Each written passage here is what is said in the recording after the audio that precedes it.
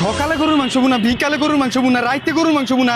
কে 3 বেলা তো গরুর মাংস বুনা খাইতে হইব কে? অন্য একটু তরকারি রান্নলো তয়, একটু সবজি রান্নলো তয়। 3 বেলা মাংস খাইতে খাইতে মুখটা বুঝছে গেল গা। কিরে বন্ধু এমন রাগারাগি করতেছিস কি লিগা? এমি আয়। আচ্ছা বন্ধু তুই এই কো একটা গরো কয় বেলা গরুর মাংস খাওয়ান যায়? 1 বেলা, 2 বেলা, 3 বেলা, 4 বেলা? কি কইতাছিস কিছুই তো বুঝি না। হ বন্ধু, ঈদের তে দইরা আজকা পর্যন্ত মাংস বুনা, মাংস বুনা, মাংস বুনা, মাংস বুনা, মাংস বুনা, মাংস বুনা। আচ্ছা বুঝছি তোর কষ্টটা, তুই আমার বাইতে ল, তোর বালামন্দ খাওয়ানোর ব্যবস্থা করতেছি। আমরা আবার বুনা টুনা খাই না, তুই ল আমার লগে।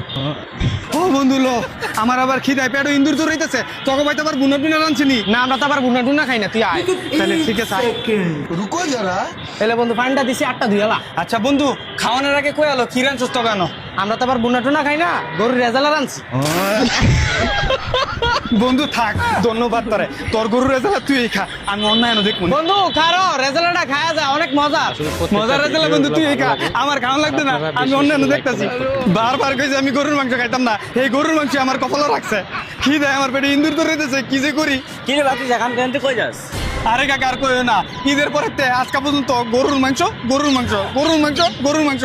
এর লেগে আমার বন্ধু দেখে আমার কইলো আমার ভাই খাওয়া যা, সেই ভাই দিয়ে দিই, সেই ভাই তো গরুর মাংস। এর লেগে কিছু বাদই খেতাম না। আয় তোর আমার বাইত খায়া যা।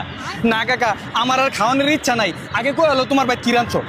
আরে আমার কি সবার মতন মনে হয়? তুই গরুর রেজা খাস না, কোনো সমস্যা নেই। তুই গরুর বুনা খাস না, কোনো সমস্যা নেই। আমার ভাই তিনটা ভালো ভালো আইটেম আছে, আয়। যাক কাকা, তোমার বাড়ির খাবার আইটেম দিয়ে খুব লোভনীয়, পেট ভরে খাইতার মুখ। যা বাচ্চা তুই ঘরে যা, আমি তোর কাকিয়ে খাওয়ান পাঠিয়ে দিচ্ছি। কই কো মেয়ে দিয়ে আইসি, ওর কটা গরুর বদলা বাদ দাও।